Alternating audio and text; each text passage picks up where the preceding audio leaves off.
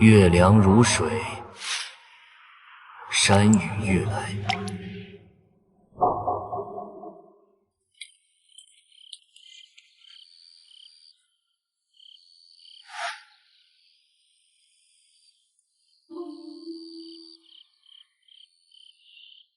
这不是白云观的道场，而是在市区建立的镇山观。身为嵩山市本地人，我也听说过关于这座山和这座道观的传奇。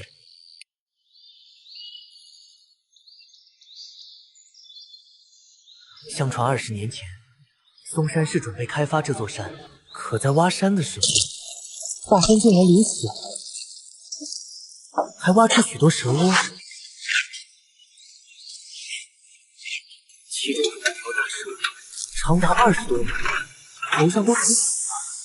参与挖山的人以及见过大蛇的人，第二天晚上全部死了。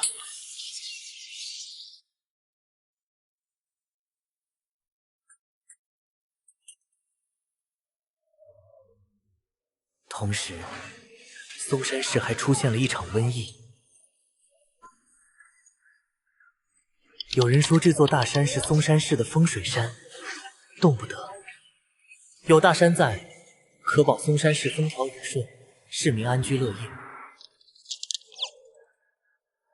小姨只是将你定住，不会伤你性命。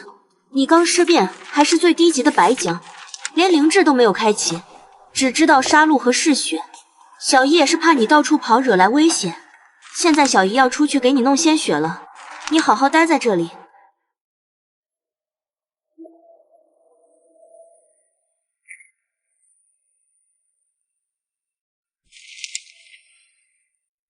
小姨走的未免太快了吧？刚才跟她说话，居然不理我。这玩意嗅起来还有点香，貌似很可口，是怎么回事？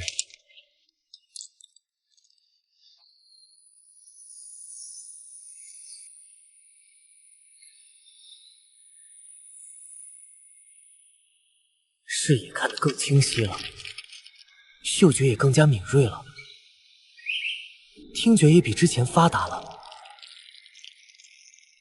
我想起来了，今天早上因为笔记本电脑忘带，回家去取，结果撞见刘雪和李不凡在家里偷情。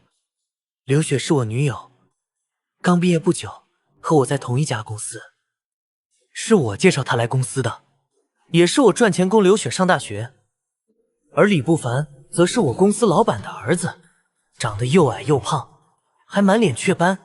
我将李不凡扑倒后，刘雪居然取下我买给她的镯子，趁我不注意从后方偷袭我。事后两人更是密谋，将我抛尸。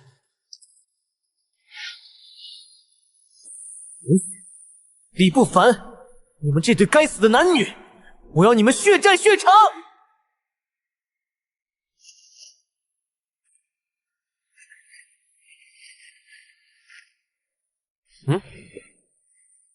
这是人气，有人来了，还是2个人，难道是跟小姨一样的道门中人？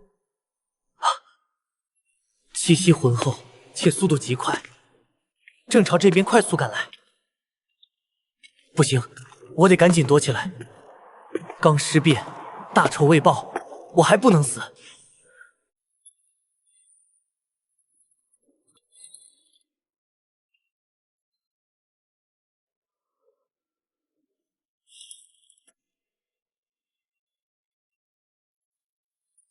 停！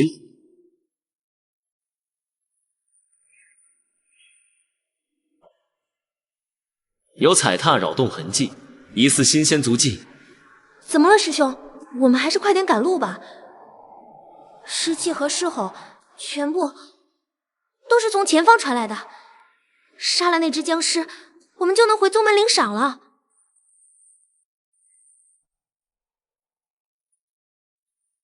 怎么了？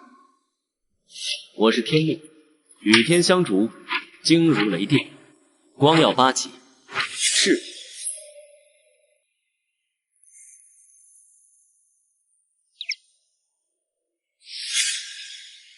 找到你了。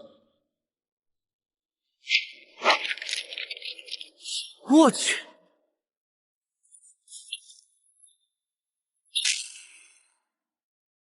这么厉害，这就是道门中人的实力吗？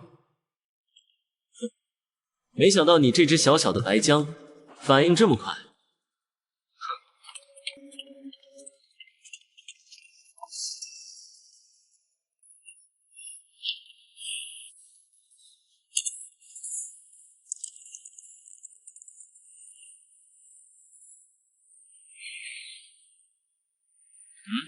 居然能挡住贫道一击，有点东西。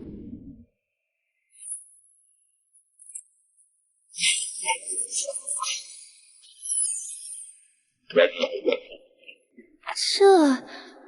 师兄，他是在跟我们说话吗？好像是。这只白姜有古怪，居然开启了灵智。哇塞，师兄，我们走运了，天降大运啊！我以前在宗门古籍上见过记载，号令群尸的僵尸王便是从尸变之时便具备了灵智，且防御力和力量都是寻常僵尸的数倍。眼前这只僵尸正好符合尸王的特征。尸王啊，一只幼年时期的尸王，若是我们将其活捉，炼制成傀儡，日后就能统御群尸，称霸阴阳啊！想想就叫人心动啊！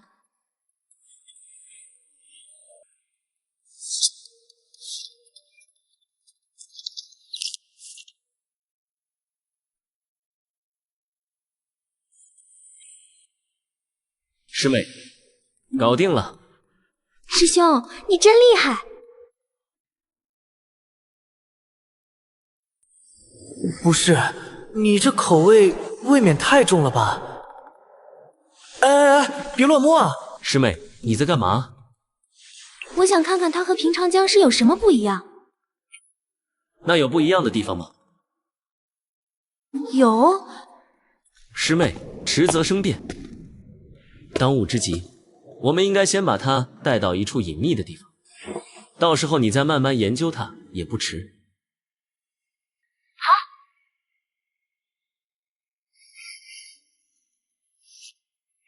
就是现在。神魔。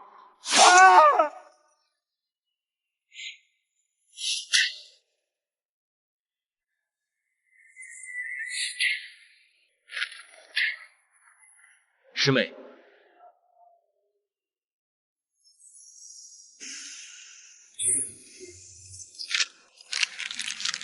什么？我的定江符不仅对这只白姜没用，还被他塞入嘴中吃掉了。我一定在做梦，这怎么可能？好疼，不是做梦，是真的。难道这只白姜真的是幼年时期的僵尸王？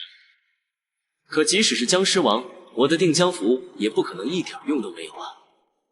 连定江符都不怕的僵尸，哦，太好了，这样炼制成傀儡才更加厉害。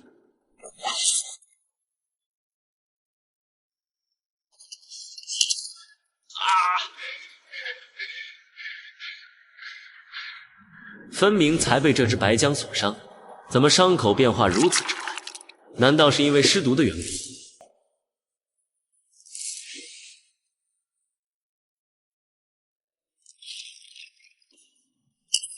一只白姜的尸毒这么恐怖的吗？再过1分钟，不，半分钟都不要，我便会一命呜呼，最终沦为一只没有灵智，只知道嗜血和杀戮的僵尸。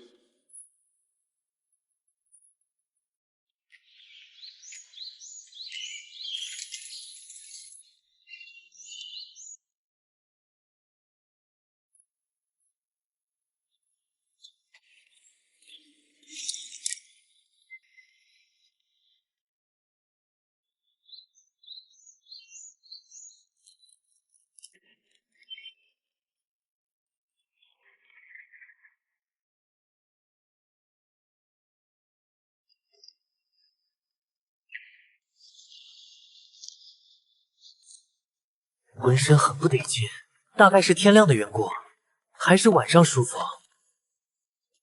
叶儿，小姨就只会这些了，现在已经被你全部掌握，天也亮了，小姨得回房好好休息一下了。你自己慢慢熟悉一下手印和咒语吧。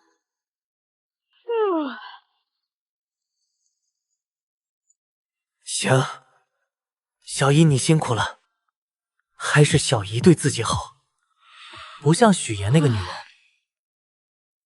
天赶紧黑，等天黑之后就去找许妍这个女人报仇，还有秦轩宇，必须让他们付出生命的代价，最好可以把他们变成僵尸，让他们永远无法转世轮回。人变成僵尸之后，魂魄就会跟着消亡，没了魂魄，自然不能投胎转世。很难想象，一只僵尸结印的速度竟然这么快。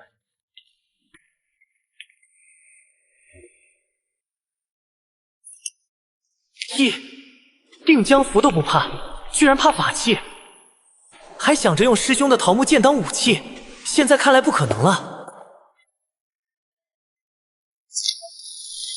哇，这力量！哎呦喂，不错，顺手试试效果。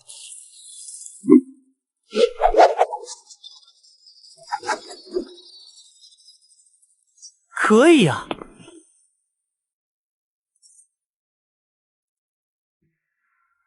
我不怕定江符，眼睛能视物，尸毒如此恐怖，难道是因为小姨给我的尸王内丹？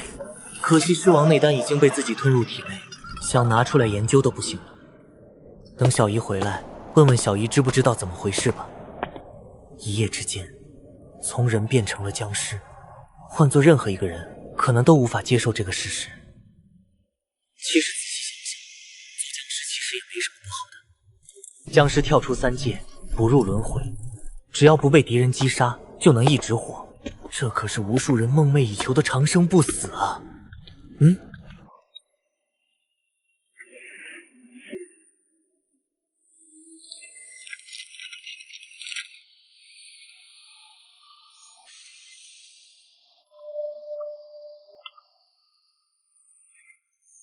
活着的时候你们联合起来对付我，现在死了，变成了僵尸，也要联合起来对付我？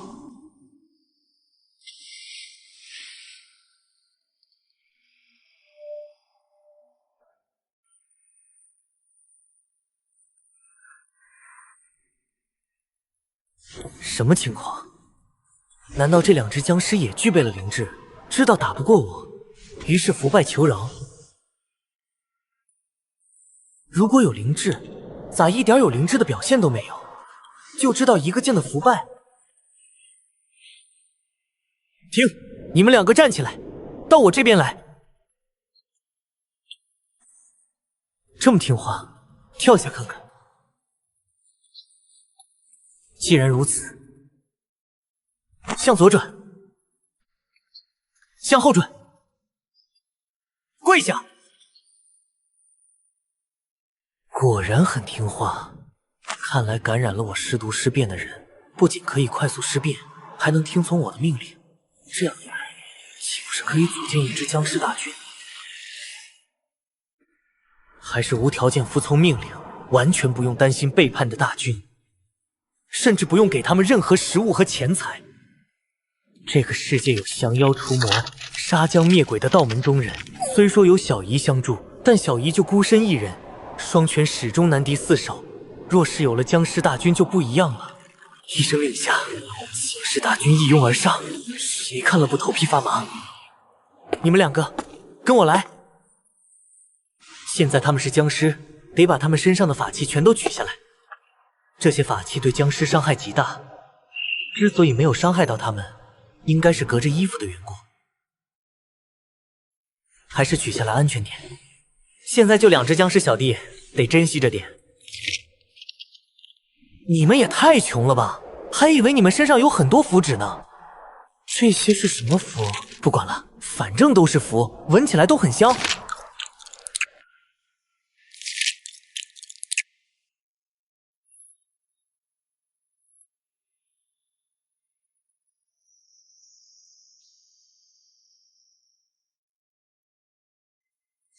就这么一会儿的功夫，我前前后后已经突破好多个境界了。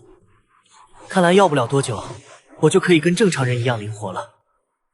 那时候，战斗力想必还能得到进一步的提升。也不知道僵尸有哪些境界，看来得等小姨回来了。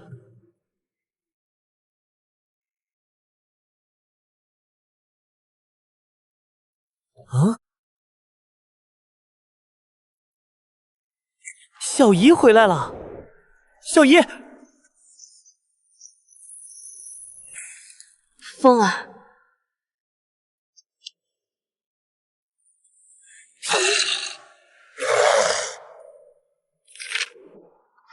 无奉太上老君，急如律令。定！你不是被我定江符定住了吗？怎么会在这里？居然会自主行动！还有你的境界，怎么一下从白江初期突破到黑江初期了？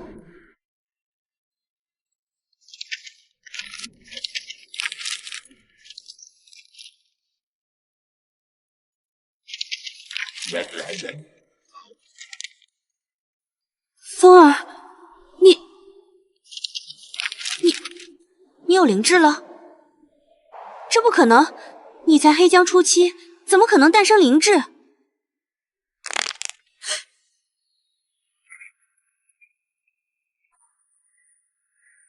风儿，太好了，太好了！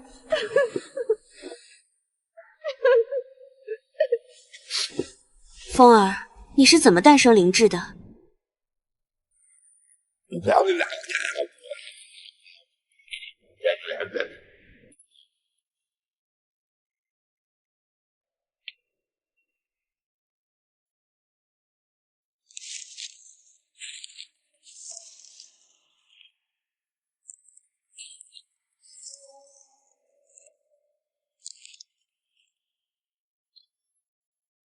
风儿，你记住，以后千万不能随便展露你的这些能力。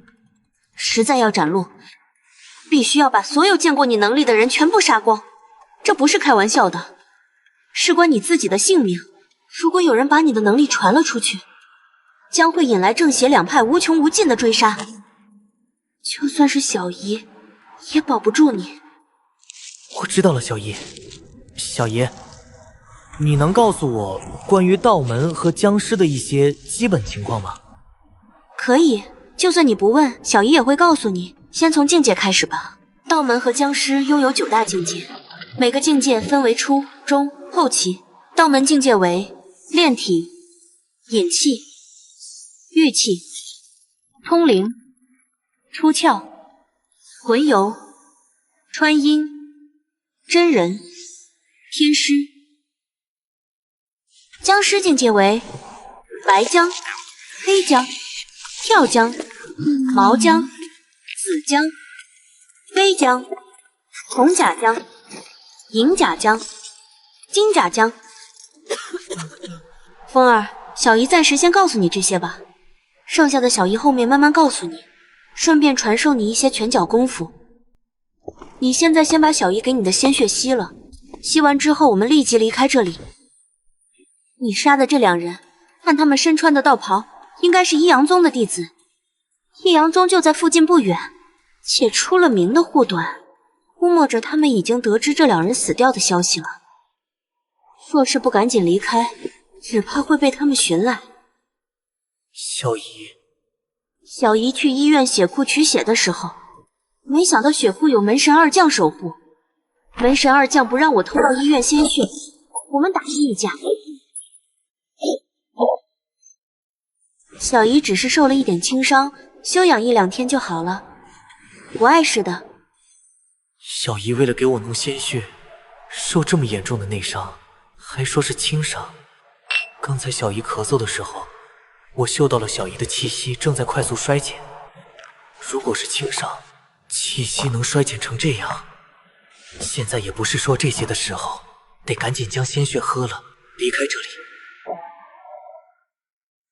这里的湿气越来越浓郁了。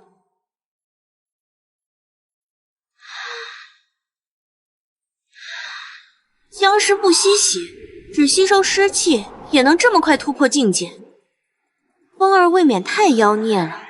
连散发的尸气都可以让他的僵尸手下快速突破。如此一来，风儿的僵尸手下想要突破境界、提升实力，吸收他散发的尸气就行了，完全用不着给他们鲜血培养他们，节省下来的鲜血还可以自己吸收。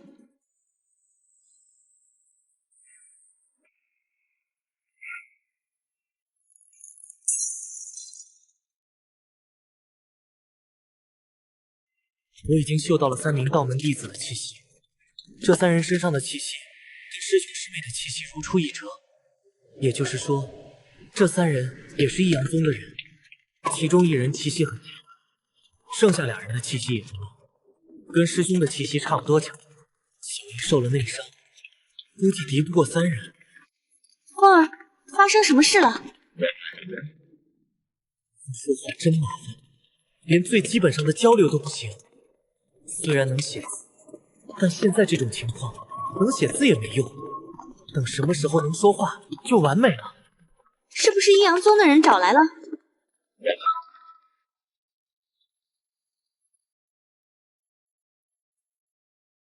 没想到他们来得这么快。风儿，我们这样逃是没用的。他们可以感应到你身上的湿气，你先逃，我断后。不要往深山逃了，直接去市区。市区人多气息杂，可以掩盖你的湿气。你现在拥有灵智，只要小心一点，找个隐秘的地方躲起来，问题不大。风儿，别犹豫了，快走。自己确实应该走，只有这样才能活命。如果为了活命舍弃小姨，即使活在世上，也会陷入无尽的悔恨和自责之中，那还不如死了的好。风儿，你怎么这么傻呢？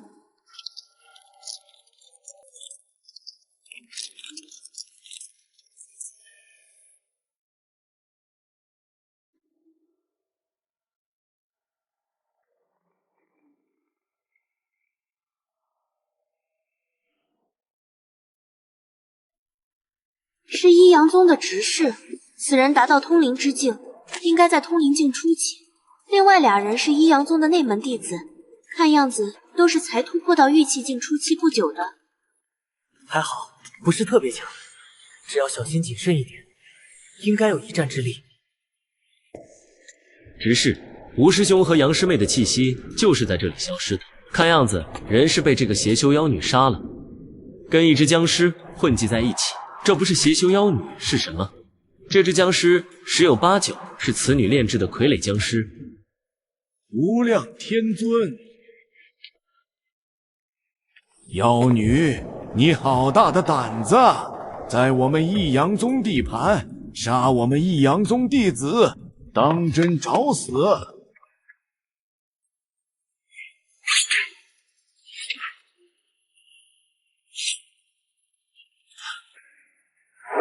王师弟，你去把那只黑僵解决了。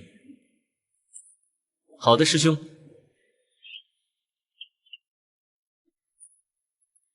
居然知道跑，孽畜就是孽畜。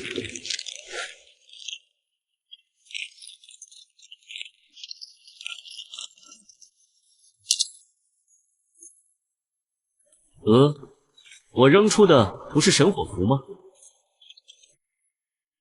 按理说应该燃烧起熊熊烈火，将这只僵尸吞噬了才对。咋直接把这只僵尸击飞出去打死？难道我拿错符了？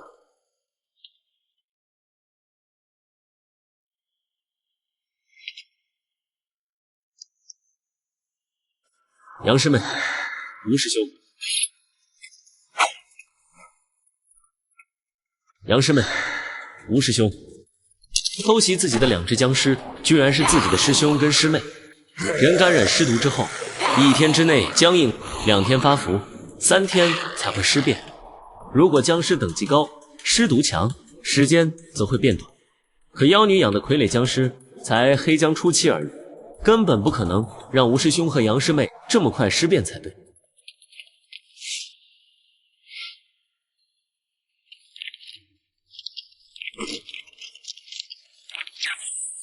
师兄师妹才白江后期，要解决他们比吃饭喝水还要简单。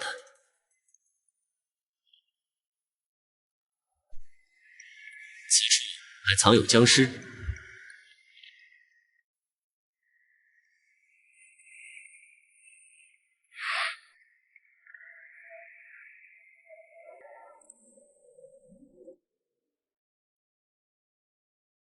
这僵尸怎么死而复活了？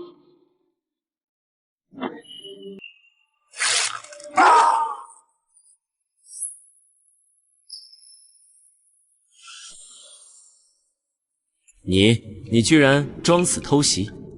身为一阳宗内门弟子，居然被一只初期黑姜所伤。一只黑姜居然懂得装死偷袭，这要是说出去，谁会相信这是真的？别人不仅不会信，反而会认为我在开玩笑，这是我难以洗刷的耻辱。糯米好厉害！该死的孽畜，你完了！贫道要把你剁碎成肉泥！还想把我剁成肉泥？殊不知你自己已经自身难保了。1、2、3、4、5，没想到报仇还有意外之喜。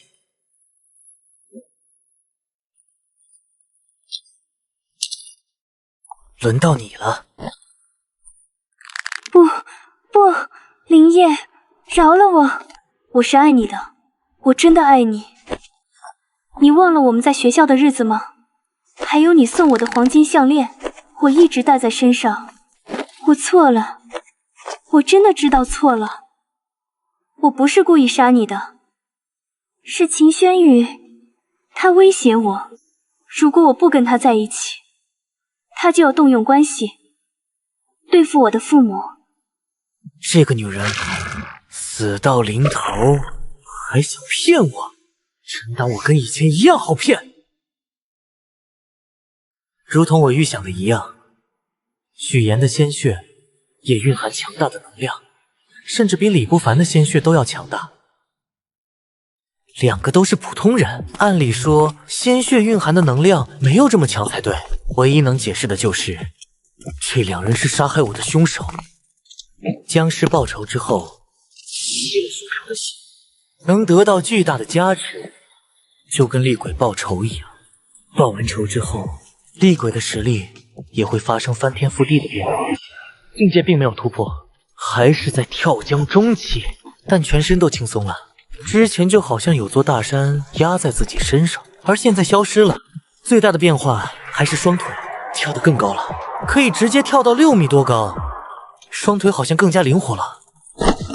试试新腿。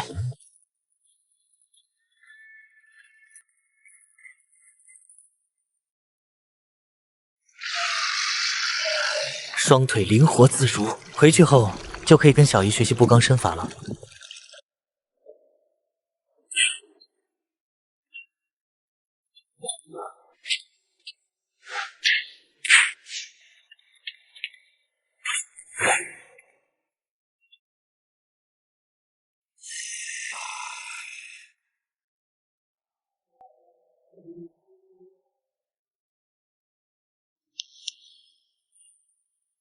怎么回事？他不是被王师弟杀了吗？黑将中期，此将突破了境界。这孽畜有点古怪，似乎不是妖女的傀儡，知道用武器。刚才估计也是装死，看样子已经具备了灵智，灵智还不低。杀了他，给王师弟报仇！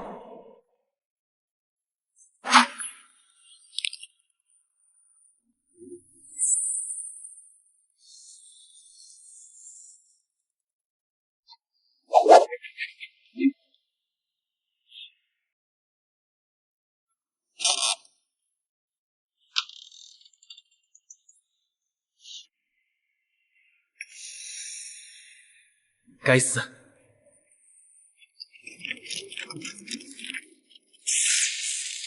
天经圆圆，地广用宽，雷公击杖，电舞至炎，赤。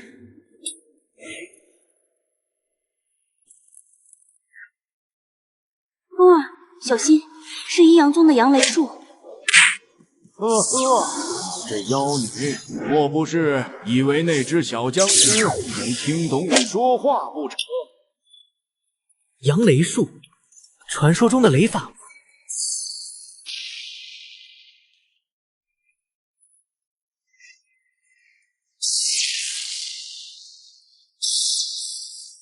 好险，还好小姨刚才提醒了一下。赤赤洋洋，日出东方，无赐灵符，普扫不祥，口吐山脉之火，伏飞门射之光，奇怪变天逢利市，破温用碎吃金刚。还好，只是擦伤，要是被火蛇命中，不死也得重伤。孽畜，看你能躲到什么时候！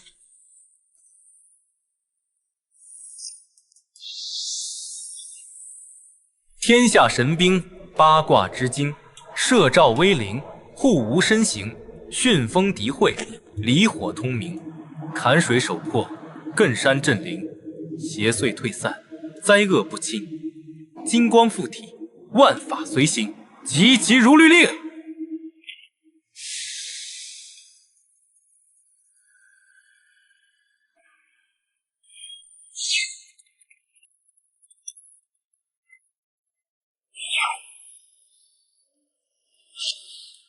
这些道门中人，当真不可小觑。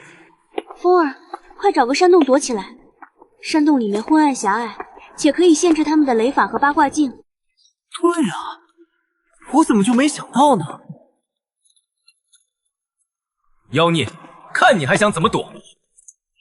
没了雷法和八卦镜，凭我的实力绝对能杀掉他们。还得是小姨经验丰富。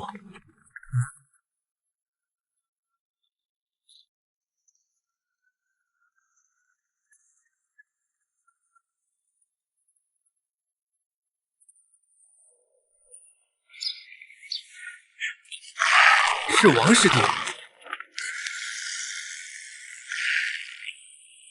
还有吴师兄和杨师妹。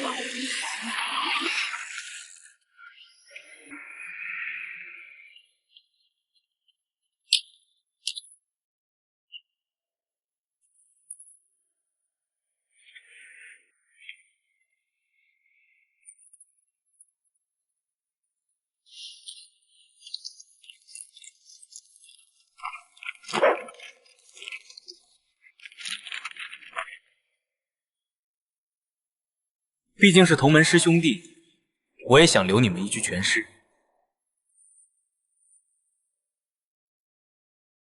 王师弟尸变速度咋这么快？还有吴师兄和杨师妹也是。找死！你当真以为我奈何不了你？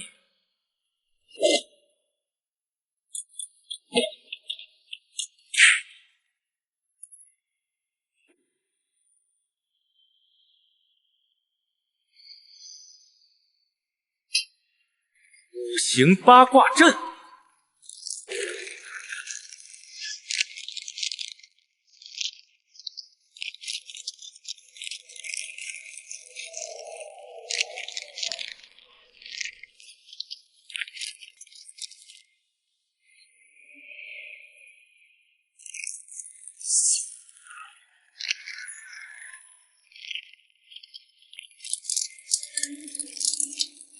还是实力太弱了。如果可以达到黑将后期就好了，得想个办法破阵才行。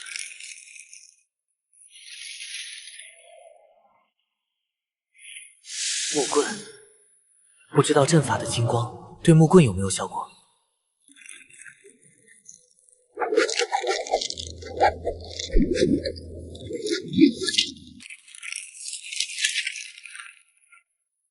居然真的无效！哈哈，成功了！什么？我的符阵竟然被他破了！这僵尸当真聪明，竟然知道用木棍破阵。看来用符阵对付他行不通了，要是我掌握法阵就好了。原来这就是小姨说的符阵。符阵是用符来布阵的，符阵只能对付妖魔厉鬼，而法阵是用阵法旗亦或是黄布符来布置的。不管人还是妖魔厉害，若是进入阵中，都会被绞杀。厉害的法阵拥有偷天换日、移星换斗之能，一些寿命将近的道门大能，甚至布置法阵来为自己续命。相传诸葛亮用七星灯续命，就是布置的一项道门法阵。法阵比符阵的威力更大，是道门中人最为重要的手段之一。看来只能跟他近战硬拼了。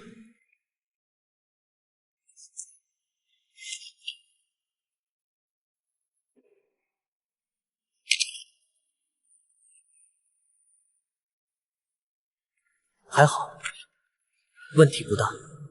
要是血肉之躯，刚才那一击的威力，不死也得五脏六腑移位。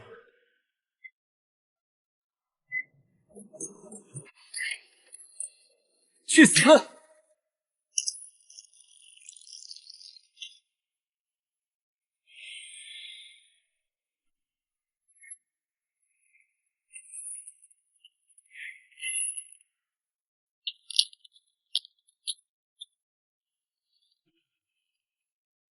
什么？加持了符篆的木棍居然被敲断了，眼前这只僵尸居然还好端端的就跟没事人一样。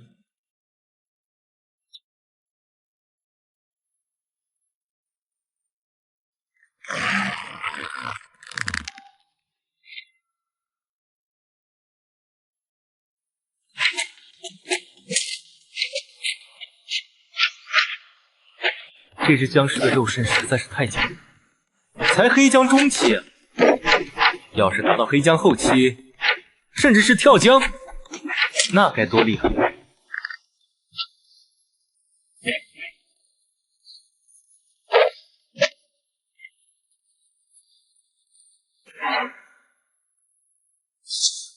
你太弱了。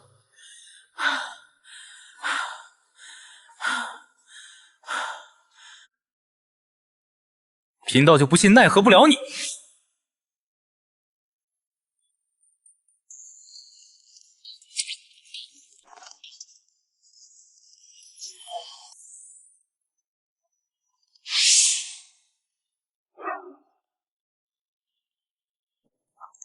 赤赤洋洋，日出东方，无刺灵符，徒扫不降，口吐山脉之火。伏飞门射之光，提怪变天，逢力士，破温用碎，吃金刚。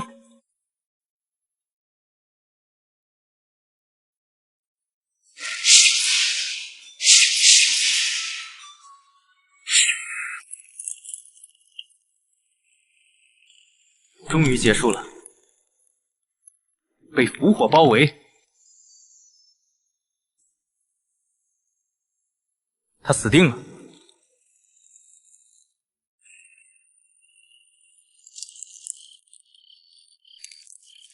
怎么还在烧？他这么多湿气的吗？符火肯定能烧死他的。再等等，我就不信这只僵尸如此妖孽，连符火都烧不死。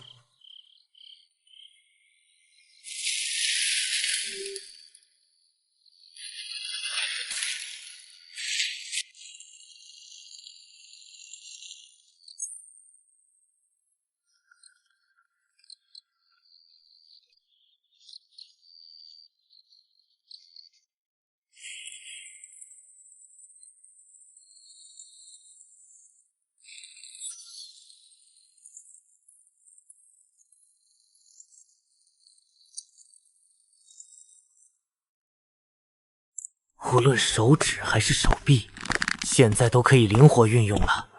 想握拳就握拳，想弯曲就弯曲。对于僵尸来说，这不仅仅是高难度动作，甚至是不可能的动作。如今在我面前，不可能已经变成了可能。黑将后期，他突破了。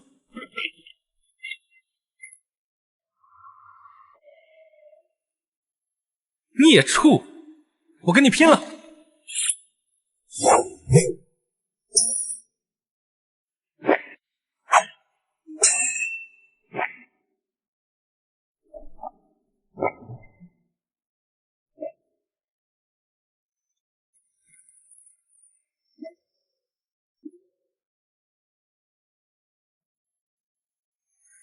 伏魔剑法。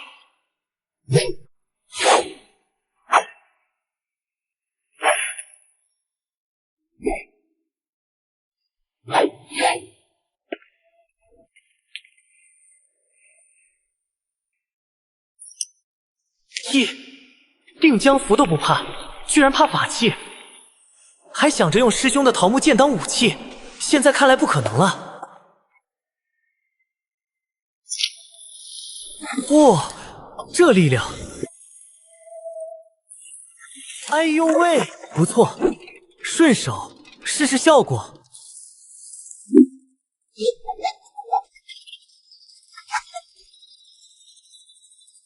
可以呀。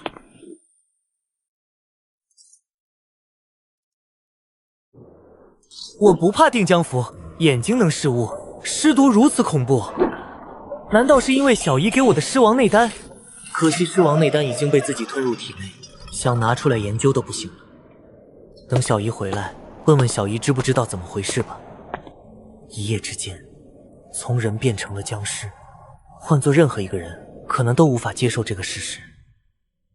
其实仔细想想，做僵尸其实也没什么不好的。僵尸跳出3界，不入轮回，只要不被敌人击杀，就能一直活。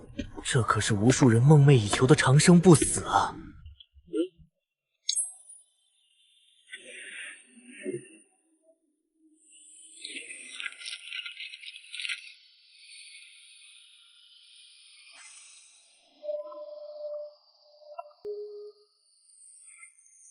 活着的时候你们联合起来对付我，现在死了，变成了僵尸，也要联合起来对付我？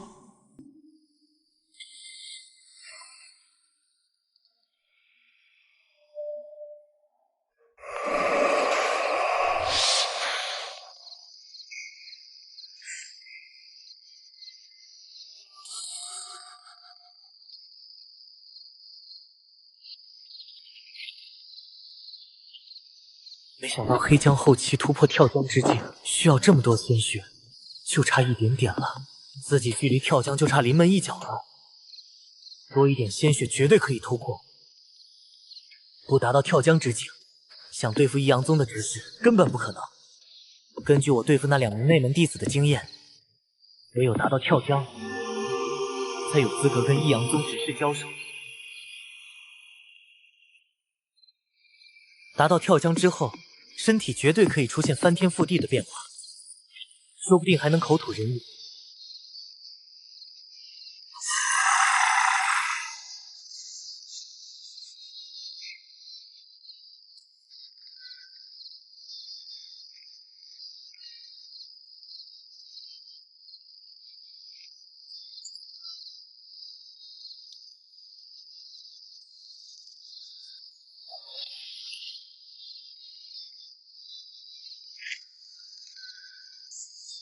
对了，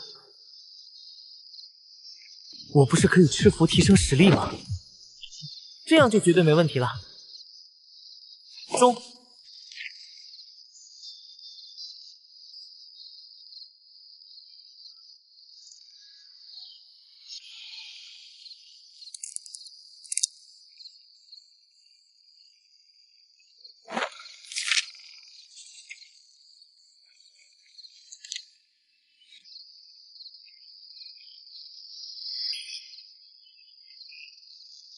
跳江初期的气势完完全全展露出来了，双眼清中的视野倍强许多，我已经能隐约间看到不同的颜色了。喉咙已经彻底软化，你们全部过来。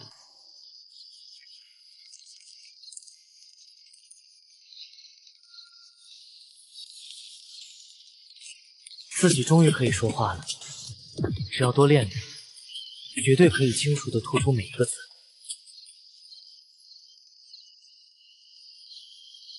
小姨，我来帮你了。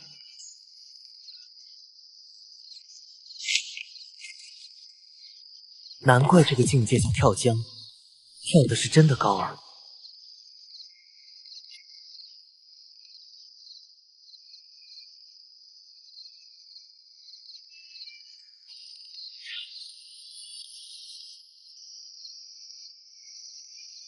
所在之处，万神奉迎，急急如律令。掌心雷，天有三基，日月星，通天彻地鬼神经。雷来！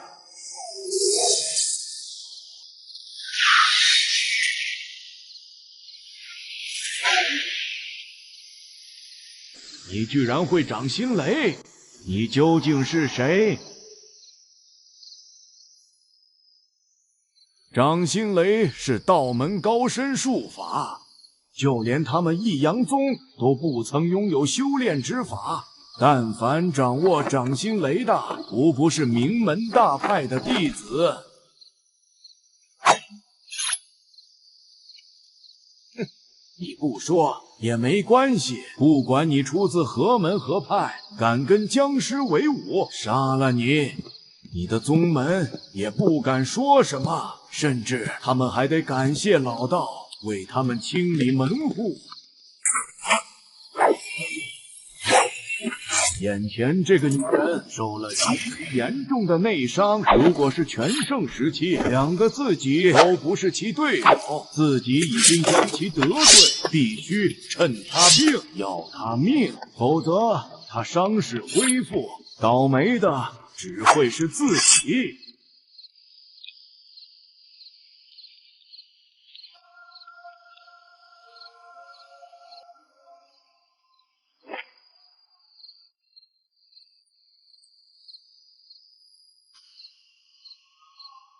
跳江，这群成事不足、败事有余的废物，连一只黑江都对付不了，反而被黑江反杀。助其突破了境界，黑江突破境界，2名内门弟子却迟迟没有归来。2名内门弟子全都达到了玉气境，连一只黑江都对付不了。太好了，风儿，刚才小姨还担心你对付不了他们。没想到你把他们全给杀了，还突破到了跳江之境。小姨，我们一起联手杀了他。什么？跳江居然可以说话？拥有灵智也就罢了，连话都会说，这哪怕太阳打西边出来也没这么离谱啊！跳江说话无异于天方夜谭，纵观古今还从来没有出现过。老东西，死！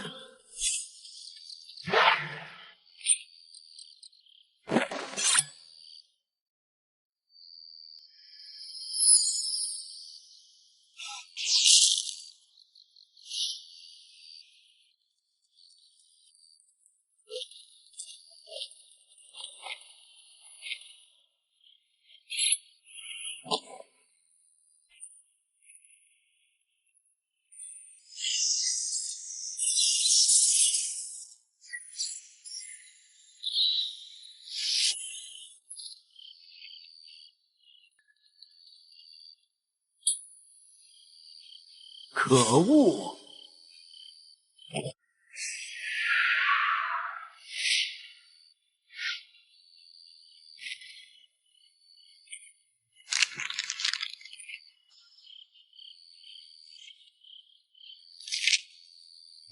这不可能，绝对不可能！连定江符都能吃，定江符算是僵尸的克星。这只僵尸简直太妖孽了，完全是僵尸之中的异类。不行，必须将其杀掉。此符名为神兵助邪符，是一张杀伐符篆，对妖魔厉鬼的伤害极大。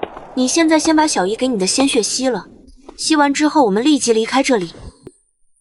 你杀的这2人，看他们身穿的道袍，应该是一阳宗的弟子。一阳宗就在附近不远，且出了名的护短，估摸着他们已经得知这2人死掉的消息了。若是不赶紧离开，只怕会被他们寻来。小姨去医院血库取血的时候，没想到血库有门神二将守护，门神二将不让我透过医院鲜血，我们打了一架。小姨只是受了一点轻伤，休养1、2天就好了，不碍事的。小姨为了给我弄鲜血，受这么严重的内伤，还说是轻伤。刚才小姨咳嗽的时候，我嗅到了小姨的气息正在快速衰减。如果是轻伤，气息能衰减成这样，现在也不是说这些的时候，得赶紧将鲜血喝了，离开这里。这里的湿气越来越浓郁了。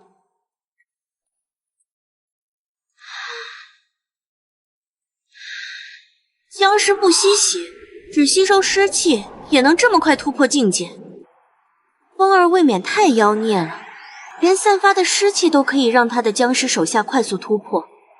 如此一来，风儿的僵尸手下想要突破境界、提升实力，吸收他散发的湿气就行了，完全用不着给他们鲜血培养他们，节省下来的鲜血还可以自己吸收。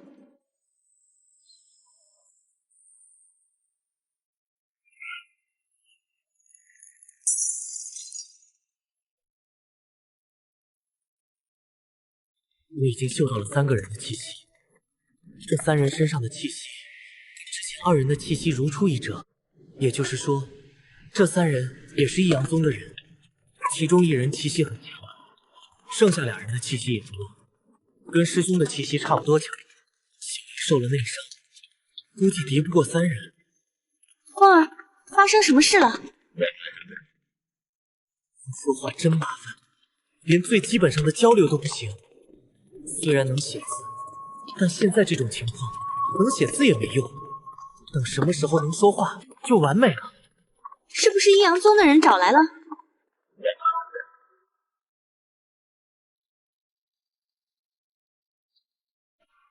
没想到他们来得这么快。风儿，我们这样逃是没用的。他们可以感应到你身上的湿气，你先逃，我断后。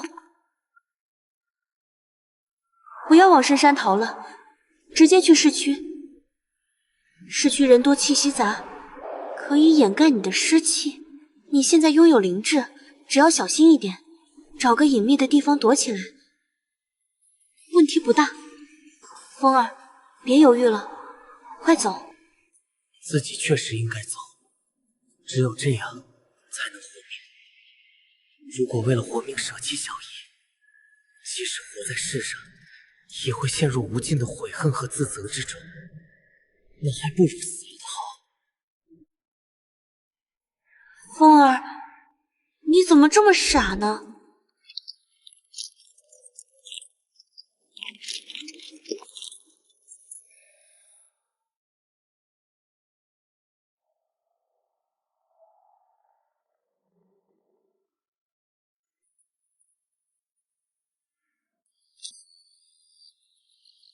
我也很疑惑，根据我了解到的知识，也只有僵尸之中的人灵僵才能自由活动身体，以及弱小的时候具备灵智。可你并不是人灵僵，而是普普通通的正常僵尸。偏偏你现在展露出来的能力，并不普通。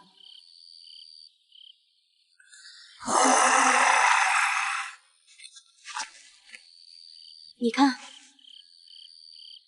他这么快就尸变了，这就不是普通僵尸能做到的，甚至飞僵、铜甲僵都做不到这一点。而且他还可以听从你的命令，连金甲僵都没有这能力。算了，搞不明白就不搞了。反正这些能力不是坏事。是的，风儿，我们得离开这里，回到市区。正好我师尊在市区有套院子，他把钥匙给我了。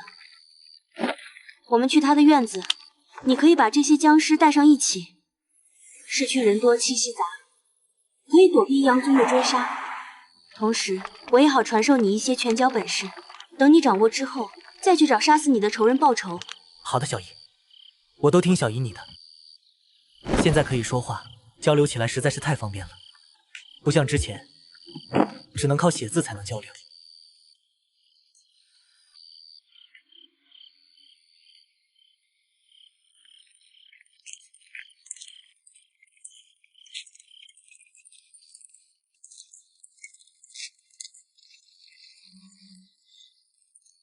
小姨，你说僵尸有没有可能施展术法？没有可能，僵尸都能施展术法了，还要道门法师干嘛？你这就不切实际了，比太阳从西边出来还离谱。好吧，我还想着，如果可以，自己跟小姨学个1、2招。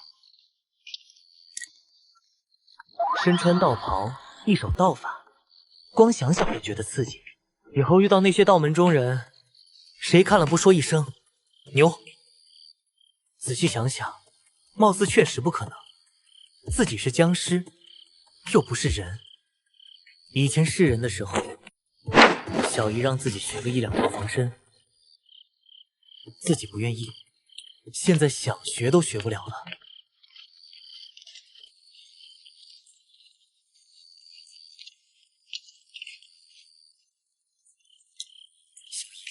你今年25了吧？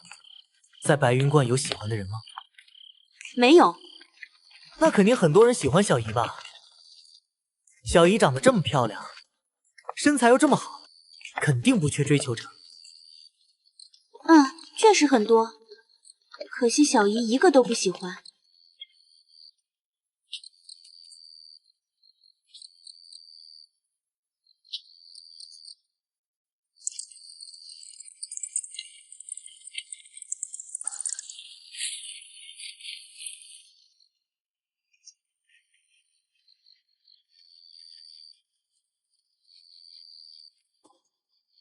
风儿，到了市区，你得约束好你的僵尸，千万不能让他们咬人吸血，否则会引来很大麻烦的。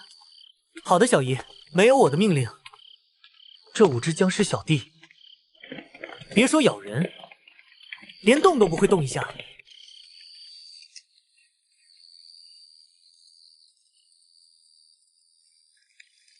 2、3、4、5。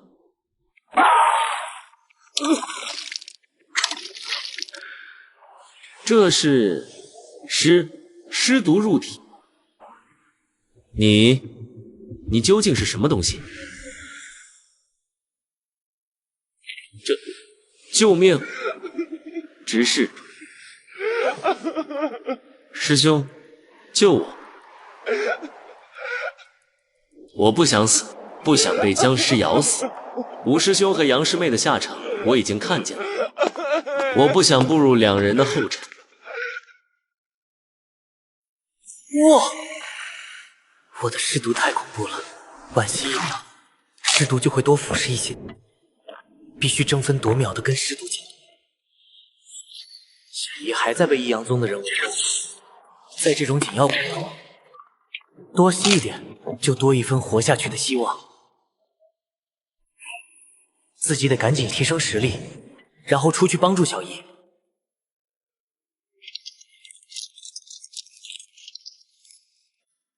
黑江中期成了。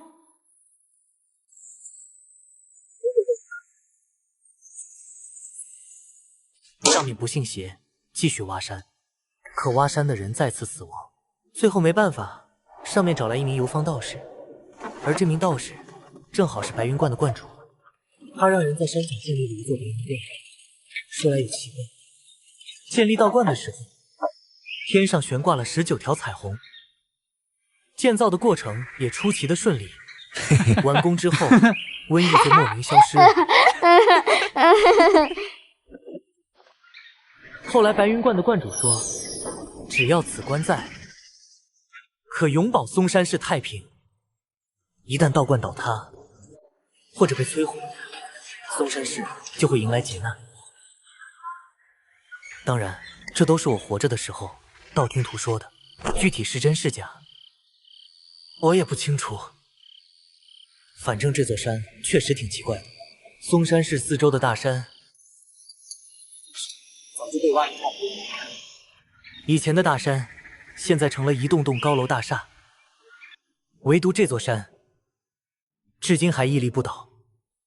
要知道，这座山可是在市区，位置极好，要说没点猫腻，早就被挖平了。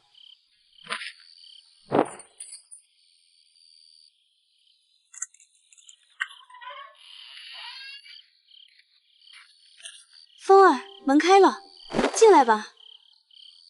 好的，小姨。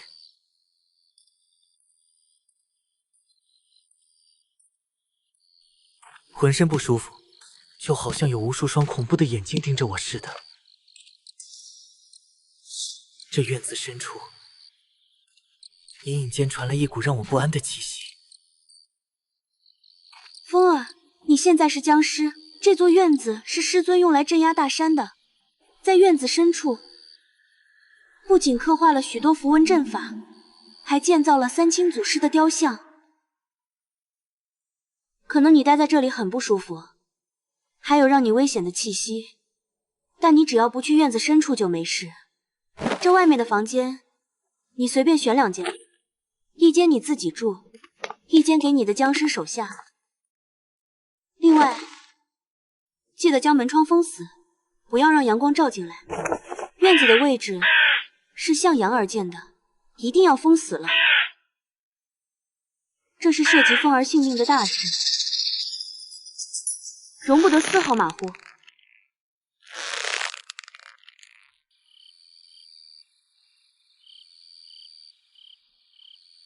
虽说我不怕符，但阳光多多少少还是很忌惮的。要是连阳光都不怕就好了。一只大白天出没的僵尸，得多妖孽啊！等天亮之后，倒是可以试试看怕不怕阳光。你们几个，没有我的命令，老老实实待在房间里，哪里也不许去。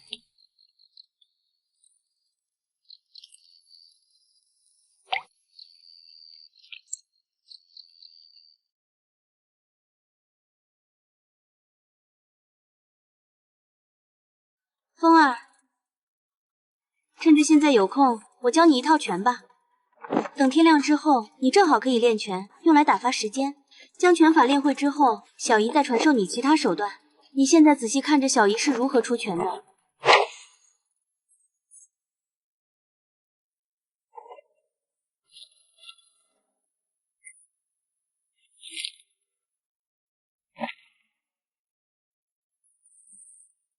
风儿，你记住了多少？这个没事，记不住是正常的，毕竟你一点武功底子都没有。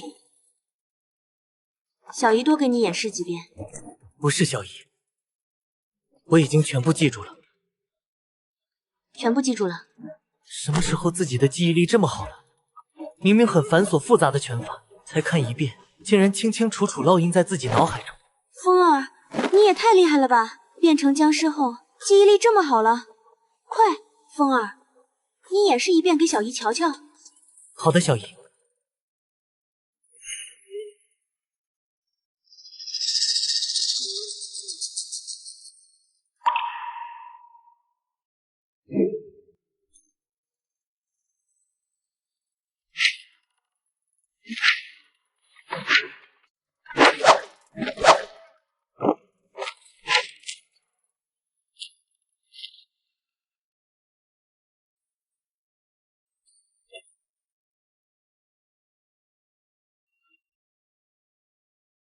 风儿，你不仅记住了，还熟练的掌握了。没想到你还是一个武学奇才，看一遍就会了。我也没想到自己记忆力和学习能力变得这么好了。看来你比小姨想象中还妖孽，不仅不怕符，还身怀过目不忘之能。这样也好，小姨可以多传授你一些本事了。你掌握这些本事后，活命的机会就更大了。伏魔拳、阴阳18爪、叠浪掌、12路弹拳、无极剑法。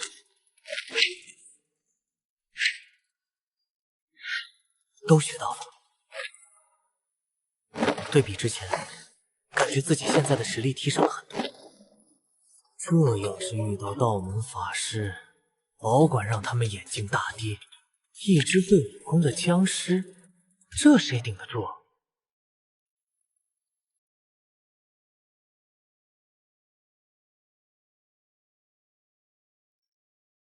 风儿，要不你再学学道门手印，等你掌握手印之后，小姨传授你术法口诀。反正你记忆力这么好，双手也可以灵活运转了，不学白不学。虽说僵尸不能施法，但不妨碍学习啊。多学一点本事总是好的，就是自己本领低微，掌握的武功和术法有限，传授不了风儿，很厉害的。如果风儿能得到观主的真传就好了。以风儿的天赋，绝对能尽数掌握。届时，阴阳五行、风水命理、寻龙点穴、天文星象，风儿就成了全能僵尸了。不过这种事想想就行了，真要付诸行动，风儿肯定还没进入白云观的大门，就被观主杀了。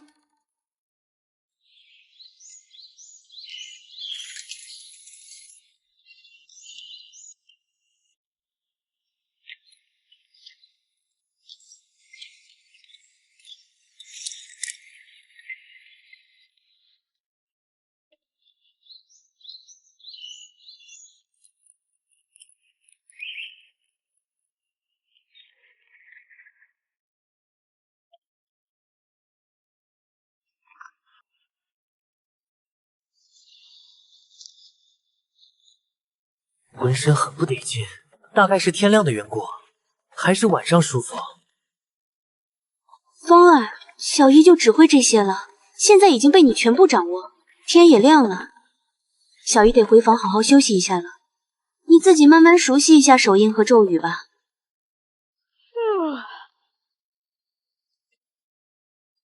行，小姨你辛苦了，还是小姨对自己好，不像刘雪那个女人。天赶紧黑，等天黑之后就去找刘雪这个贱人报仇，还有李不凡，必须让他们付出生命的代价，最好可以把他们变成僵尸，让他们永远无法转世轮回。人变成僵尸之后，魂魄就会跟着消亡，没了魂魄，自然不能投胎转世。很难想象，一只僵尸结印的速度竟然这么快。不看身份，就看这手印，妥妥的道门法师啊！要是手指能够更灵活，我的结印速度估计还能加快不少。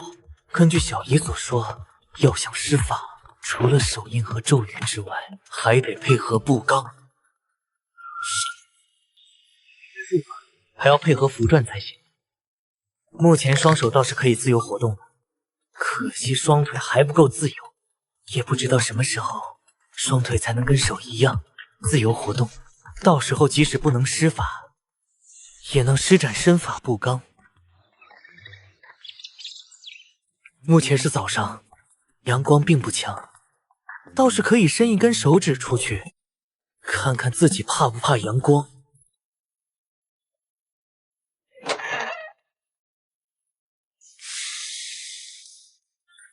这威力未免太恐怖了，仅仅一瞬间，指甲就被融化得成半圆形了。如果是手指，铁定受伤了。白天无事可做，也不敢外出。早知道刚才应该让小姨把手机留下来，自己玩玩手机。其实有一点还是很不错的，成为僵尸后再也不用上班赚钱了，没有房贷，没有车贷，不用为养家糊口当牛做马。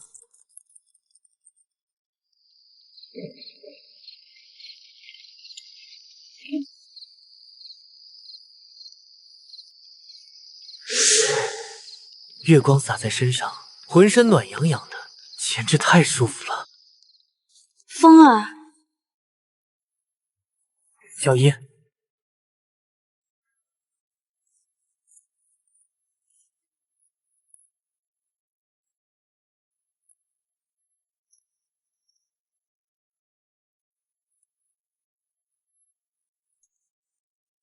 小姨，你这身装扮也太漂亮了，太飒了吧！小姨都快奔3了，哪里漂亮呀？对了，小姨，你伤势恢复的怎么样了？想完全恢复，至少得大半年时间。除非有疗伤之效的天才地宝或者疗伤丹药，可惜这些东西都很难得到。小姨的伤其实不要紧，关键是你。目前你必须尽快提升实力。虽然我们躲在市区，但迟早有一天会被阴阳宗发现。你好好待在这里，小姨出去给你弄血回来。不行，小姨，你伤势都还没恢复。放心吧，上一次是小姨大意了，这一次绝对不会出事。可是，小姨答应你，一定会安然无恙的回来。你要相信小姨。风儿，再见。小姨出去偷血养你了。小姨，你小心点。其实，我不希望小姨去给自己偷血。一方面，普通人的血提升不了我多少实力；另一方面，还很危险。我不想小姨为了自己涉险。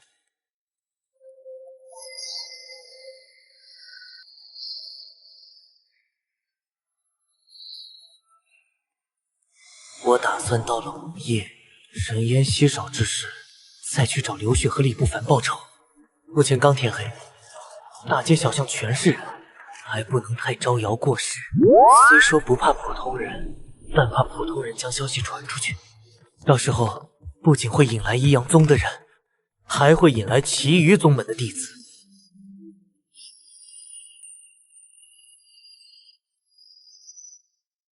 僵尸小弟，有些已被突破这突破速度，过来，其中一只僵尸都突破到黑将后期了，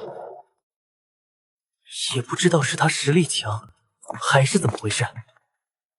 刚尸变的时候，那就打黑将初期，其余僵尸尸变的时候，都只有白将初期。现在黑将后期一只，黑将初期两只，白将后期两只。僵尸小弟的实力也越来越强，等后面扩大到一定规模，实力提升上去，他们就能派上用场了。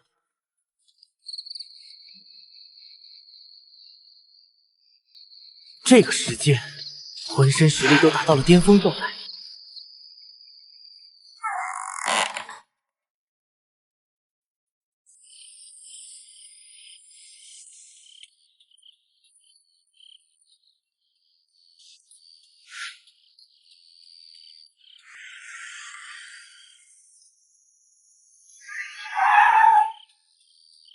哟，小哥，去哪？坐车不？云游山顶别墅，上车吧。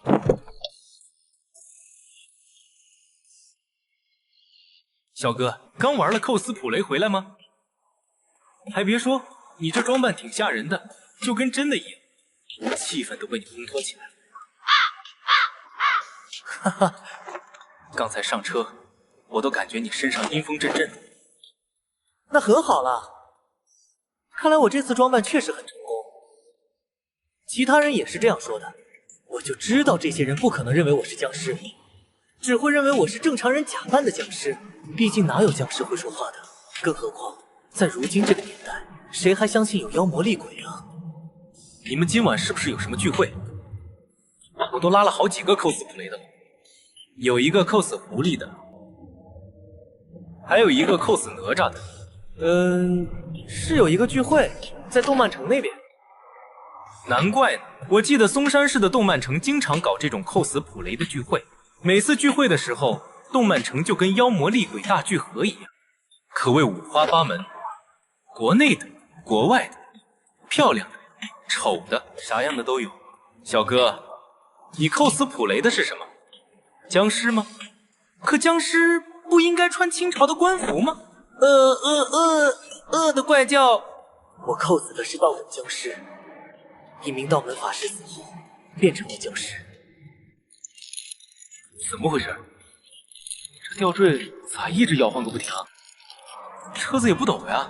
观音吊坠压根儿不是摇晃，而是震动。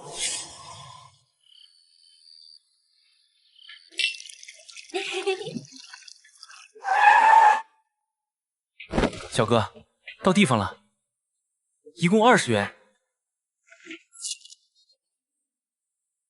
不用找了。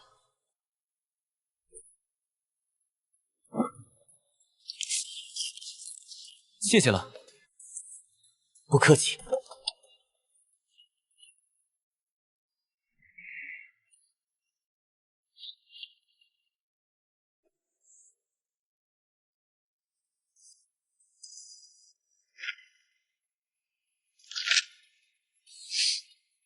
还好不是冥币，是真钱。难道是真僵尸？之前遇到的2个，该不会也是妖魔鬼怪吧？今晚不能跑车了，回家，赶紧回家。这栋别墅里有10多个人，气息沉稳，应该是练家子。不出意外，多半李不凡的老子给李不凡请的贴身保镖。这栋别墅也是李不凡的老子买给李不凡的生日礼物。我之所以这么清楚，完全是因为李不凡在我们部门担任经理，有事没事总喜欢吹嘘和炫耀。这一招确实很管用，让他勾搭了不少姿色不错的拜金女，就连刘雪这个女人都跟他勾搭在一起，杀了自己居然还这么潇洒，在自己的别墅中开陪审。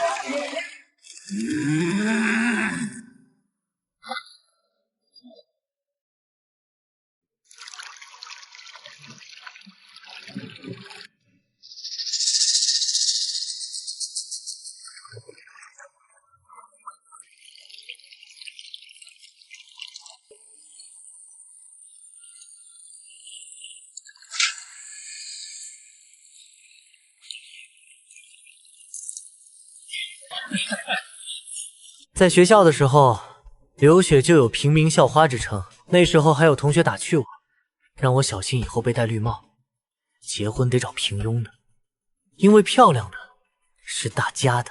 事实证明，我被那名同学说中了。你是谁？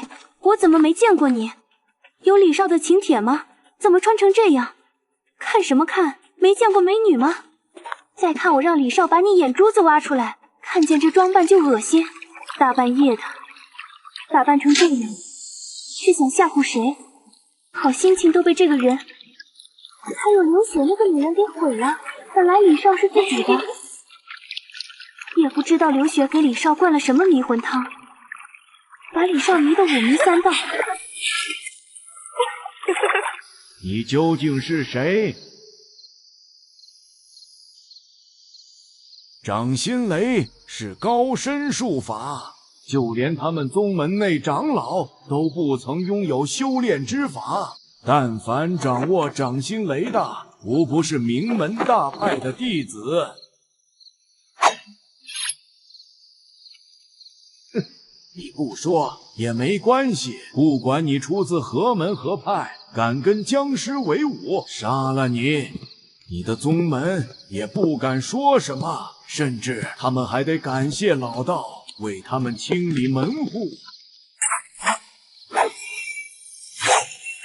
眼前这个女人受了极其严重的内伤，如果是全盛时期，2个自己都不是其对手，自己已经将其得罪，必须趁她病要她命，否则她伤势恢复，倒霉的只会是自己。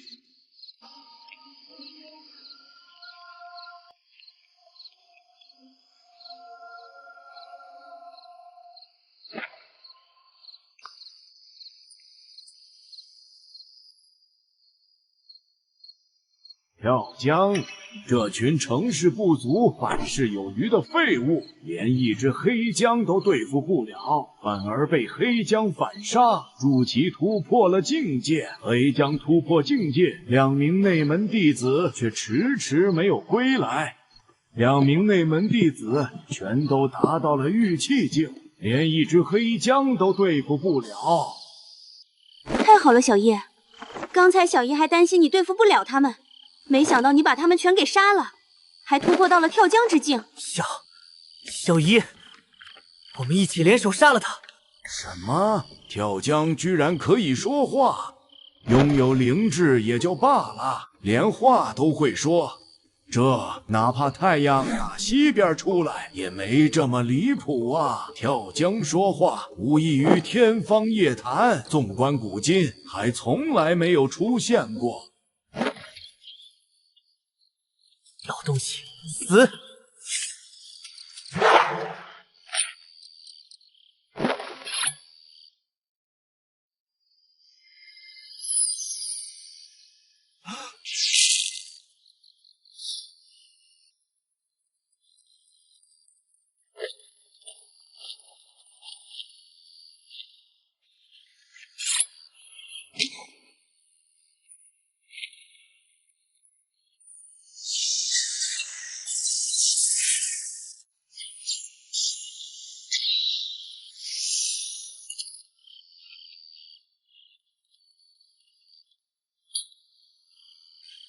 可恶！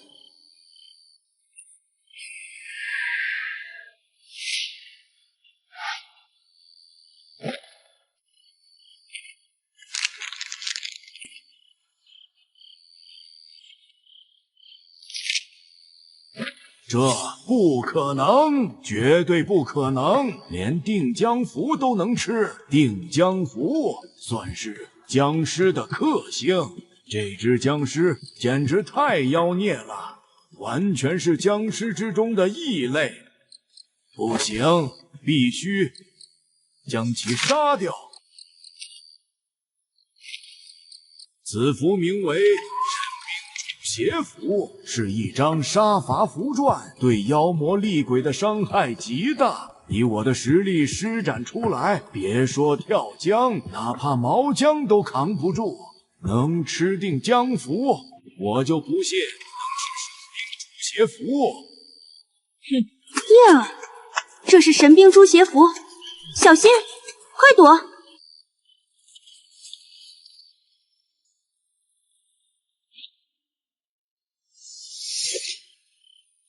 敢伸手抓神兵诛邪符，必死无疑。什么符都想吃，只会害死自己。叶儿，如果没有意外，叶儿死定了。在触碰到神兵诛邪符的瞬间，符纸便会化作一柄神兵，将叶儿砍成两半。哪怕僵尸刀枪不入，防御极强，也不会有任何例外。身为道门弟子，我深知通灵境的一阳宗执事施展的神兵诛邪符有多厉害。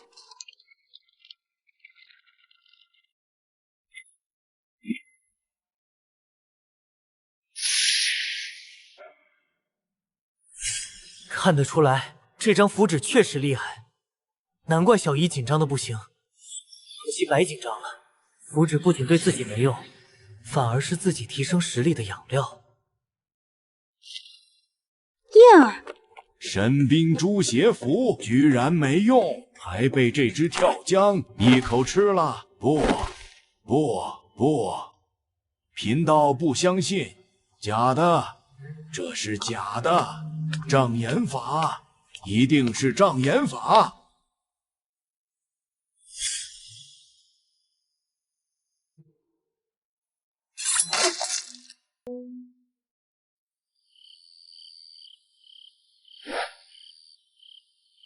叶儿，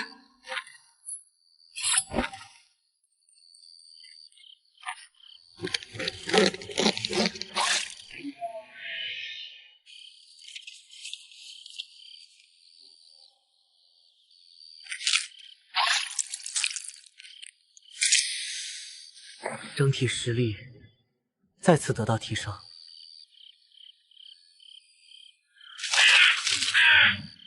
只可惜没有提升境界，还是在跳江初期，但距离跳江中期已经很接近了。估摸着，再吸一名道门弟子的鲜血，就能突破到跳江中期。小姨，你没事吧？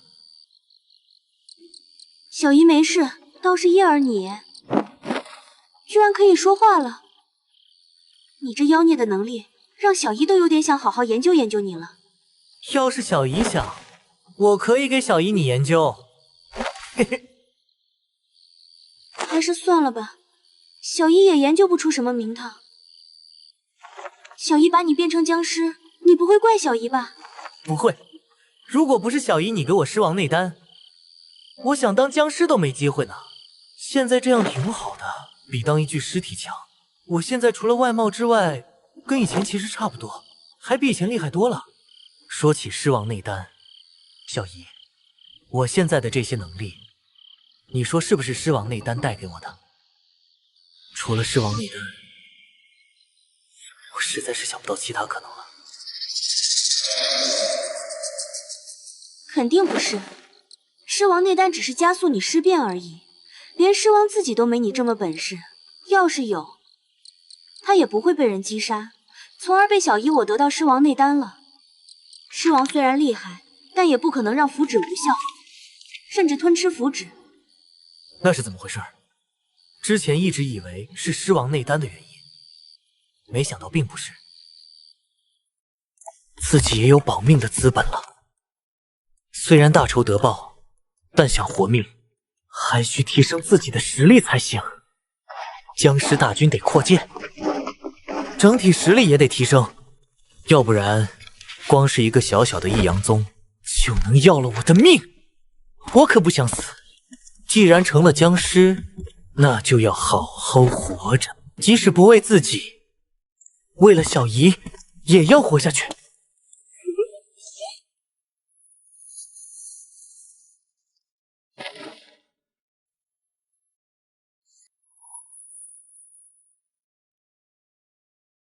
这些僵尸全都达到了黑僵初期，跟当时异阳宗执事尸变后的境界一样。如今看来，异阳宗执事尸变后能达到黑僵初期，并不是因为他的实力强，难道是因为我的实力？之前自己是黑僵，所以师兄师妹包括另外2名弟子变成了白僵，后面自己达到跳僵，于是这群人尸变成了黑僵。具体是不是这样，我也不敢肯定，只能下次有机会再验证一下了。如果真是这样，那就太逆天了。等自己突破到毛僵，岂不是能批量制造跳僵？突破到金甲僵，直接批量制造银甲僵，外加他们可以吸收自己的尸气，快速提升实力，简直无敌了呀！建造僵尸大军，指日可待，未来可期呀！只是这些僵尸该如何处理？直接带走，数量太多，肯定会引起很大轰动。不带走，留在这里，估计不到天亮，警察就来了。我杀了这么多人，还是逃走的人肯定已经报警了。思来想去，只能这样了。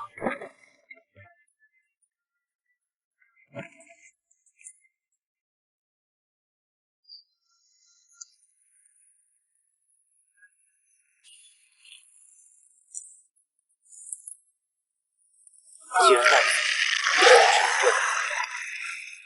几只僵尸而已，只要自己还活着，就有源源不断的僵尸手下，留着他们会引起巨大的轰动，将道门高手引来，得不偿失。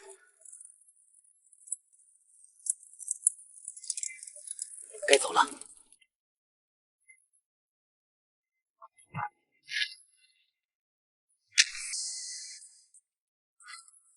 拜拜了。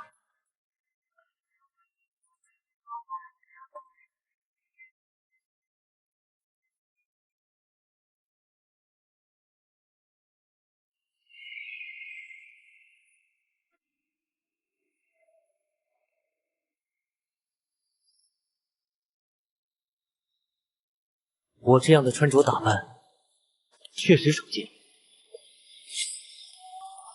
这股气息，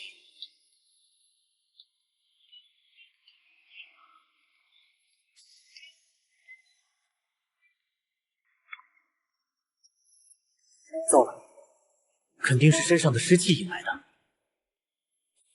之前小姨告诉过我，人身上有人气，鬼身上有鬼气，尸身上有尸气。道门中人可以根据这些气息追踪目标。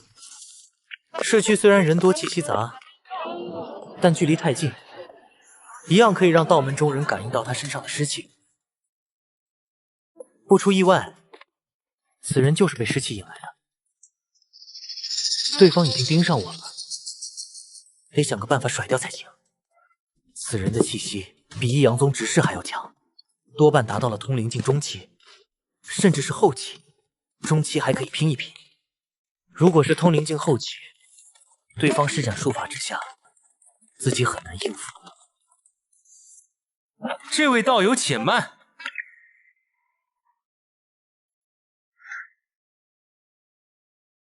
道友，这位道友，不知有何事？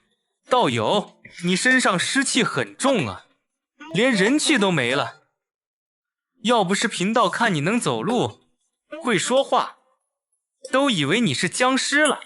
不是僵尸，身上湿气又这么重，那只能是修炼邪术的邪修了。据我所知，有一些邪修修炼的邪术，就是把自己变成不人不鬼的怪物，以此获得强大的实力。要不是看他像正常人类一样，我早就对他动手了。道友，你怎么不说话？是哪里不舒服吗？道友，实不相瞒，贫道被一只僵尸所伤，已经感染尸毒，时日无多了。目前双手已经长出指甲，嘴角长出獠牙。要不是贫道修为高深，暂时压制了尸毒，早已尸变。贫道确实听说嵩山市有僵尸出没，据闻一阳宗派出1名执事，外加2名弟子，最后全军覆没。道友，你不会是被那只僵尸所伤吧？唉，正如道友所说，贫道身为道门弟子，最大的梦想就是成为道门大将，出没险峰。从加入道门那一刻起，贫道就将生死置之度外，于三清祖师面前发誓，要跟妖魔厉鬼搏斗终生。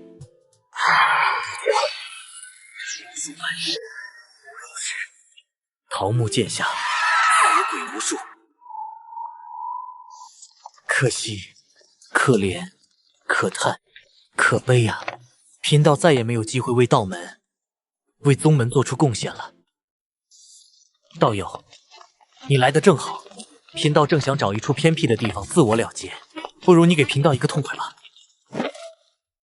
能死在道友手中，是贫道的荣幸。行。不是吧？还真答应了？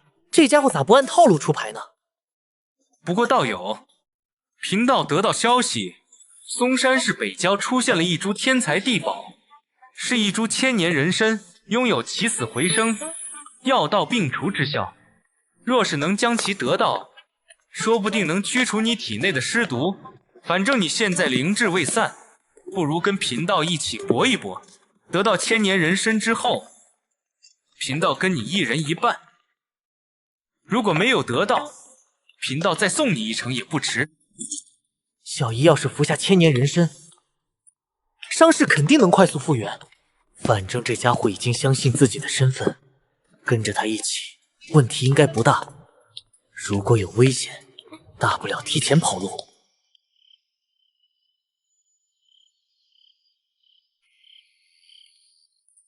路上，我得知了白鹤道长的名字，而我也告诉白鹤道长，自己叫秦风。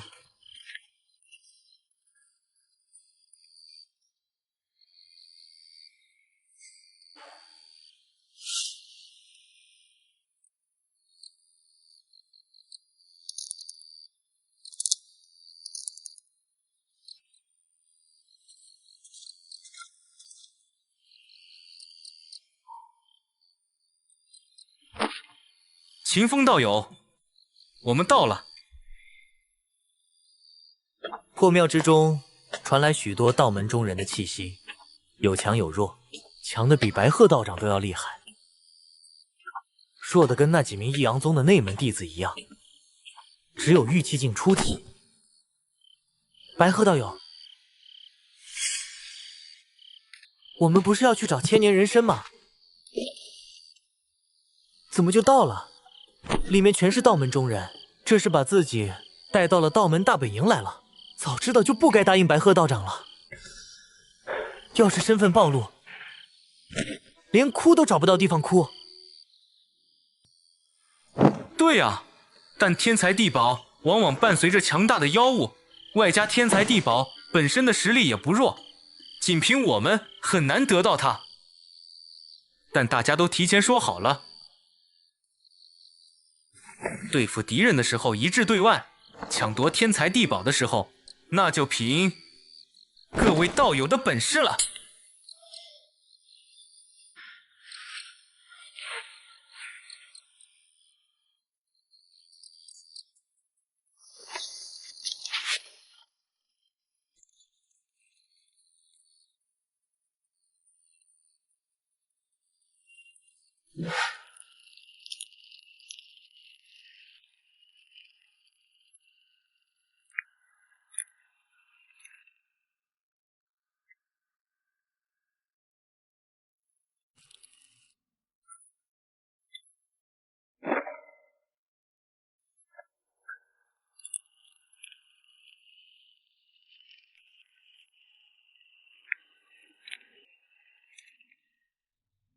石器，僵尸，好胆！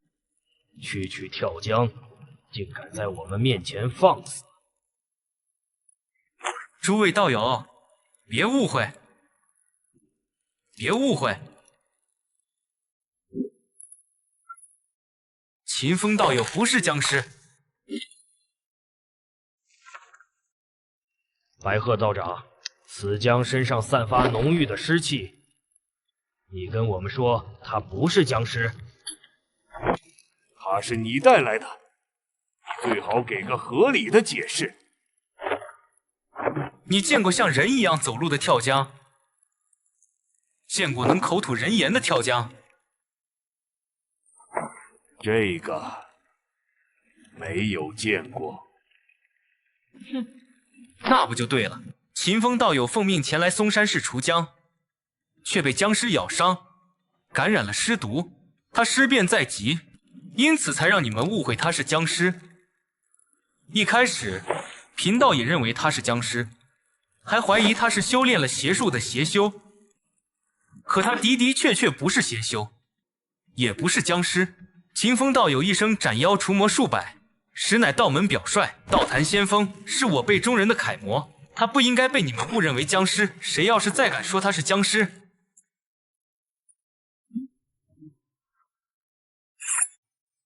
那就是跟贫道过不去。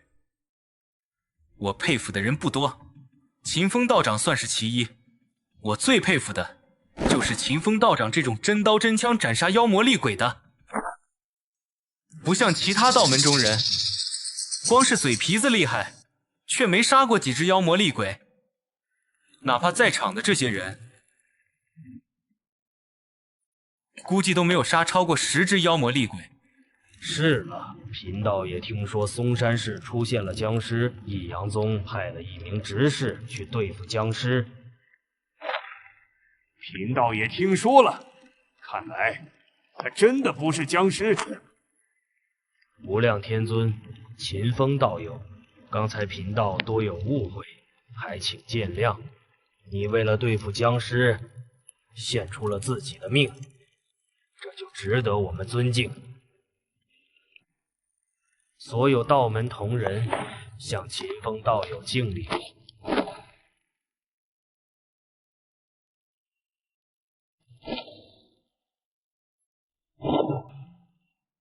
自己一直跳江，居然让数10名道门中人向自己行礼。不说前无古人，肯定后无来者。要是传出去，还不得让其他妖魔厉鬼震惊死啊！诸位道友，不必多礼，快快请起。糟糕！身体都变成这样了，居然还能压制尸毒，没有丧失人性，未免太不可思议了。秦风道友，你受苦了。这有什么苦的？为斩妖除魔，哪怕上刀山下油锅也在所不惜。更何况付出贫道这条贱命，而且贫道这一身尸毒是贫道荣耀的象征。只恨贫道实力不济，没有将那僵尸铲除。秦风道友，你放心，你死后我们会给你报仇的。对，不杀那只僵尸，我们誓不回宗。妖魔邪祟，人人得而诛之，此将必须死。等天才地宝尘埃落定后，我们可以组织一个杀僵行动，只有击杀此僵，才能告慰秦风道友你的在天之灵。这个，诸位其实大可不必，自己就是随口一说，这群人咋就这么上头呢？居然全部都想杀自己，还要组织什么杀僵行动？好了，此事容后再议。既然白鹤道长已经到了，我们可以出发了。对，我们得赶紧出发。得到千年人参之后，说不定可以为秦风道友驱除尸毒。秦风道友，你来发号施令吧。贫道赞同。贫道也没异议。出发。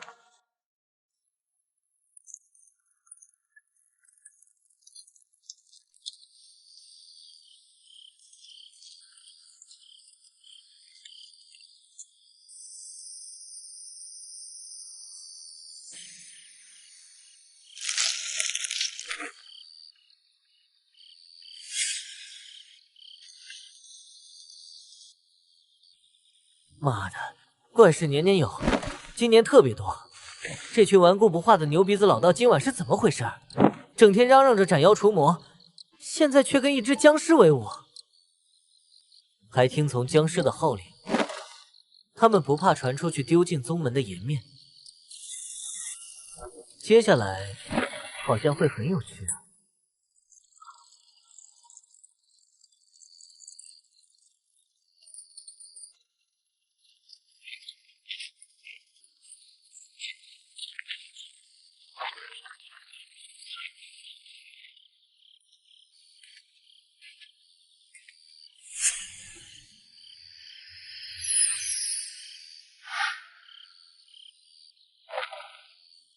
诸位道友，我们到了。这个罗盘是白鹤道长施过法的，可以追踪千年人参的气息。一开始得知这个消息，被狠狠震惊了一下。怪不得益阳宗的人能找到我。之前小姨说他们可以追踪尸气，我还以为是怎么追踪的呢。原来是这样。千年人参的道行不低，且可以化作人形。其实力估计达到了通灵境后期，甚至是出窍境。保险起见，我们得偷偷布置法阵，将山洞包围起来才行。不仅仅是千年人参，洞中可能还有别的强大妖物。这种天才地宝往往伴随着守护兽，这些守护兽沾染日月精华、天地灵气，从而开启灵智，实力绝对不低。不管了，先布置法阵吧。如果他们实力太强，那就各自跑路。行，我们开始布置法阵吧。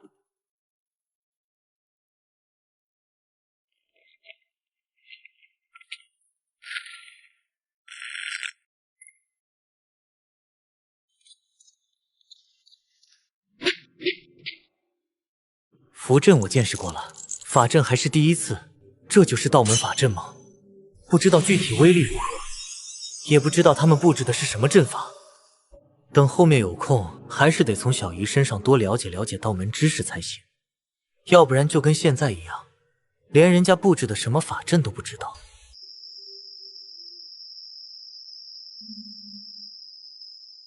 找到了，西西。诸位道友，谁先进洞？贫道来吧。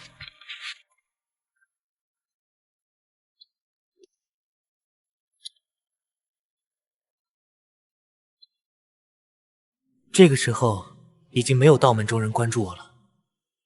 这些人全都将心思放在千年人身上，以及那不知道存不存在的强大妖物。这个山洞似乎很深呀，并没有嗅到千年人参以及其他的气息。如果千年人参真的在洞里，我不可能嗅不到。唯一能说明的就是洞很深，已经超越了我鼻子能捕捉到的气息范围。果然在洞中走了足足半个多小时，还没抵达山洞尽头。越往里面走，山洞越潮湿，空气中还有一股淡淡的发霉味道。看不见我，看不见我！好像有别的气息。躲起来，躲起来！秦风道友，发生什么事了？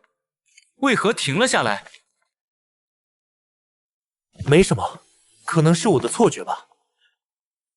这股气息令人心旷神怡，伴随着一股药香，气息沉稳老练，不比白鹤道长等人的气息弱。这应该就是千年人参的气息，不愧是活了千年的人参，实力确实强。如果只有我自己，还未必是千年人参的对手。除了千年人参之外，我还嗅到了另外一道强横的气息。这道气息阴冷邪晦，一看就不是人的气息，不出意外，应该是妖气。这道妖气比千年人参的气息还要强，看样子等会有一场恶战，也不知道白鹤道长等人能否对付得了。诸位道友，贫道已经感应到千年人参和妖物的气息，准备应战。哇塞，我前脚刚嗅到气息，老道后脚就感应出来了，这感应力都快赶上我了。要知道我可是僵尸，而老道是人，那家伙应该也已经发现了吧。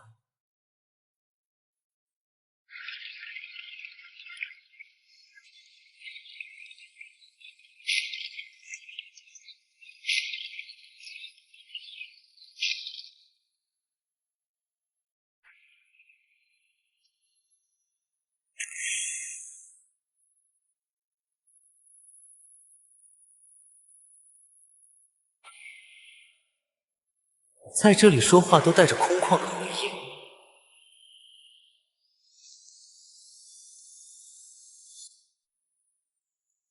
快封锁地面，不要让千年人参遁地逃走。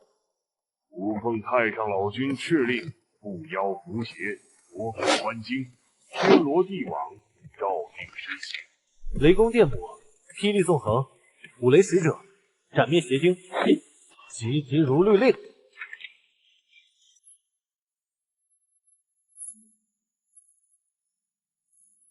什么？道门法师。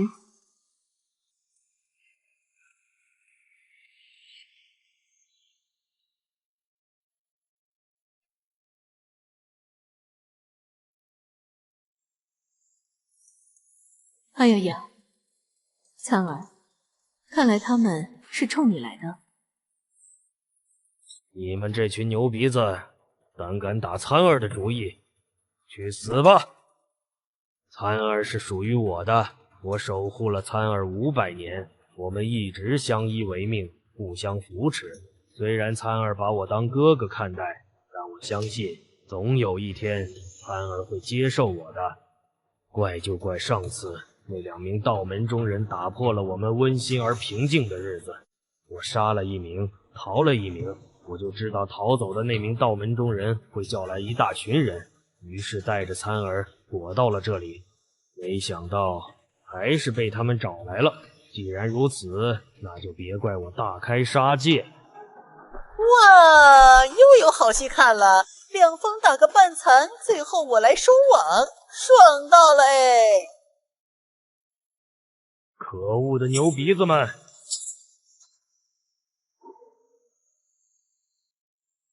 各位道友小心，液体有毒，退！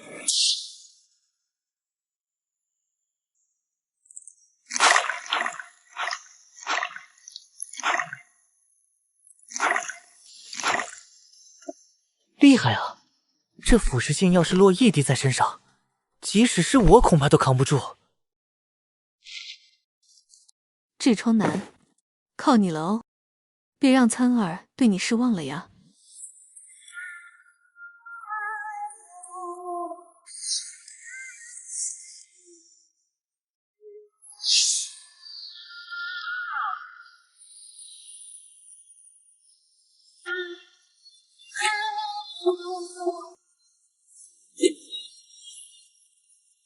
收。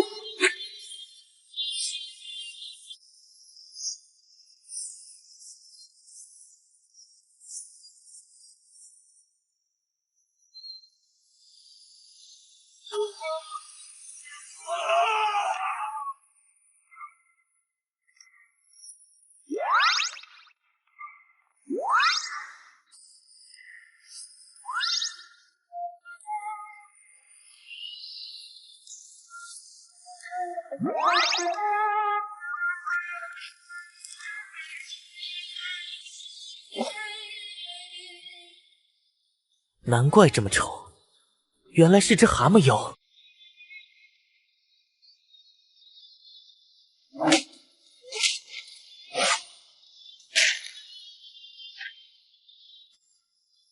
我的法器错了。